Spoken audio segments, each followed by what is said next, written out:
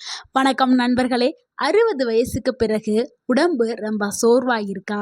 மூட்டு வலி, முழங்கால் வலி, நடக்கவே சிரமமா இருக்குது. சோர்வு வந்துருது.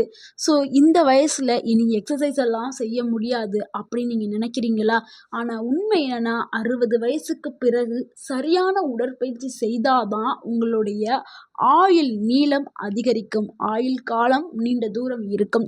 மூட்டு வலி குறையும். சர்க்கரை, ரத்த அழுத்தம் இது எல்லாமே கட்டுப்பாட்டில் இருக்கும்.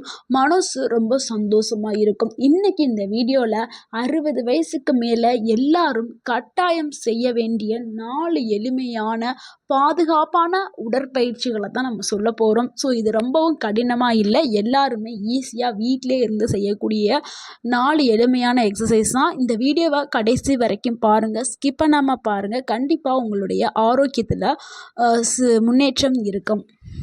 முதலாவதா பார்க்கக்கூடிய ஒரு எக்ஸசைஸ் என்னன்னா, அது நடைப்பயிற்சி தாங்க. மெதுவான நடைப்பயிற்சி. ஏன்னா 60 வயசுக்கு மேல உங்களால ரொம்ப ஸ்பீடாலாம் நடக்க முடியாது. ஸோ நீங்க மெதுவாவே நடக்கலாம். நடந்தாவே உங்களுக்கு போதும். அவ்வளவு நோயும் உங்களை விட்டு ஓட ஆரம்பிக்கும். ஸோ நீங்க கண்டிப்பா நடக்கணும். ஸோ இது ரொம்ப ரொம்ப ஈஸி தான் நடைப்பயிற்சி. ஏன் இது ரொம்ப அவசியம் அப்படின்னா, உங்களுடைய இதயம் ஆரோக்கியத்தை மேம்படுத்துறதுக்கு நடைப்பயிற்சி ரொம்ப ரொம்ப முக்கியம். அடுத்து ரத்த ஓட்டம் உங்க உடல்ல சீராக ஓடுறதுக்கு நடைப்பயிற்சி முக்கியம். உங்க முழங்கால், இடுப்பு வலி இது எல்லாமே குறைய ஆரம்பிச்சிடும். உங்களுடைய உடல் எடையும் கட்டுப்பாட்டில் இருக்க ஆரம்பிக்கும். ஸோ நடைப்பயிற்சிங்கிறது ரொம்ப ரொம்ப முக்கியம். நீங்கள் தினமும் 20லிருந்து 30 நிமிடங்கள் நீங்கள் நடைப்பயிற்சி மேற்கொள்ள வேணும். அது எனக்கு காலையில் இருந்தாலும் சரி, மாலை நேரத்தில் இருந்தாலும் சரி. காலை நேரத்தில் பண்ணுறது இன்னமும் சிறப்பு. காலையில் என்னால் செய்ய முடியாது, எனக்கு நேரம் இல்லை அப்படின்னா நீங்கள் மாலை நேரத்தில் போகலாம்.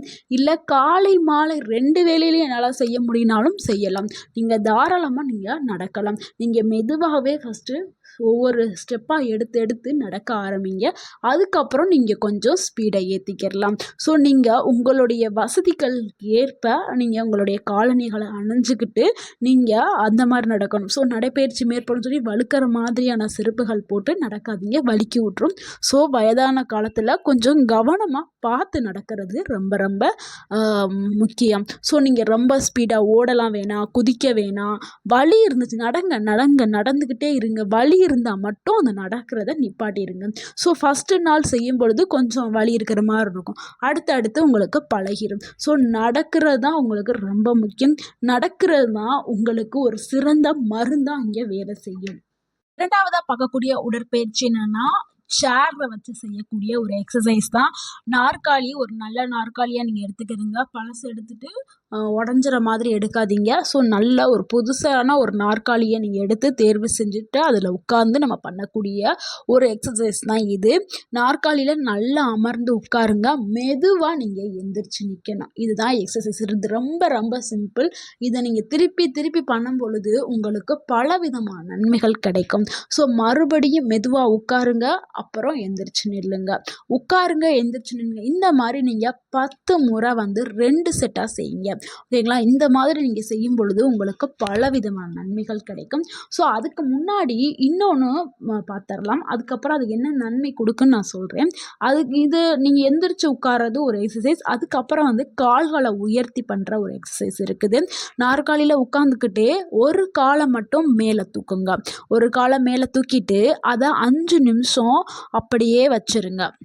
அதுக்கப்புறம் இன்னொரு காலை கீழே வைங்க. வச்சுட்டு திருப்பி இப்படி மாற்றி ஒவ்வொரு காலாக செய்யுங்க. அதுக்கப்புறம் 2 கால்களுமே இப்படி மாற்றி செஞ்சு 10 முறை நீங்கள் செய்யுங்க. இந்த படத்தில் தெரியுதுல்ல, அந்த மாதிரி செய்யுங்க. ஒரு காலை மேலே தூக்கி நேராக ஸ்ட்ரெயிட்டாக நீட்டிட்டு ஒரு கால் தரையில் இருக்கணும். ஸோ இந்த மாதிரி 2 காலையும் நீங்கள் மாற்றி செய்யுங்க. இதனால் உங்களுக்கு என்ன மாதிரியான நன்மைகள் கிடைக்கும்னா, முழங்கால்களுக்கு நல்ல பலன் கிடைக்க ஆரம்பிக்கும். ஸோ முழங்கால் வலி, இந்த வலிலாம் இருக்குல்ல, அது எல்லாமே சரியாயிரும். நீங்கள் நடக்கும்போது விழுந்துருவோங்கிற அந்த அபாயம் எல்லாமே குறைஞ்சிரும். கால்களுக்கு ஒரு சுறுசுறுப்பு வர ஆரம்பிச்சிடும். அடுத்து நம்ம 3வதா பார்க்கக்கூடிய எக்ஸசைஸ் என்னென்னா சமநிலை பயிற்சி தாங்க. பேலன்ஸ் எக்ஸசைஸ், அதாவது உங்கள் உடலை பேலன்ஸாக வச்சுக்கிறதுக்கு பண்ணக்கூடிய ஒரு எக்ஸசைஸ் தான். அதுவும் முக்கியமாக வயதானவர்களுக்கு வரக்கூடிய மிக பிரச்சனை என்னென்னா திடீர்னு கீழே விழுந்துருவாங்க. அதுக்கு ஒரு தீர்வு, அதுக்கு ஒரு நல்ல தீர்வுனா இந்த எக்ஸசைஸ் தான். இது உங்கள் உடலை நல்லா பேலன்ஸ் பண்ணுறதுக்கு இந்த எக்ஸசைஸ் வந்து உதவி பண்ணும். ஸோ நீங்கள் வந்து உங்களுக்கு சப்போர்ட்டுக்கு ஒரு சேரையோ இல்லை சவரையோ பிடிச்சிக்கிறங்க. உங்கள் வீட்டில் இருக்கும்ல வீட்டு சவர், அந்த சவரை கூட நீங்கள் பிடிச்சிக்கலாம். பிடிச்சிக்கிட்டு ஒரு காலை மட்டும் நீங்கள் மேலே தூக்கிக்கிறணும், ஒரு கால் தரையில் இருக்கணும்.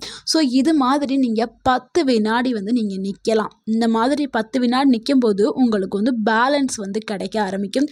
ஸோ 2 கால்களுக்குமே நீங்கள் மாற்றி 5லேருந்து 10 முறை நீங்கள். அடுத்து வந்து ஹில் டு டோய் வாக். இது வந்து என்னென்னா நம்ம கோயில்களெல்லாம் அடிப்பிரதேசம் பண்ணுறோம்ல, அதே மாதிரி நீங்கள் செய்யக்கூடிய ஒரு எக்ஸசைஸ் தான். இந்த இதையும் நீங்கள் பண்ண உங்களுடைய உடல் வந்து சமநிலை மேம்படும். ஸோ நீங்கள் நடக்கும்போது அந்த விழுந்துருவோங்கிற அந்த பயம் எல்லாமே போயிடும். உங்கள் உடல் வந்து நல்லா பேலன்ஸ் ஆகிடும்.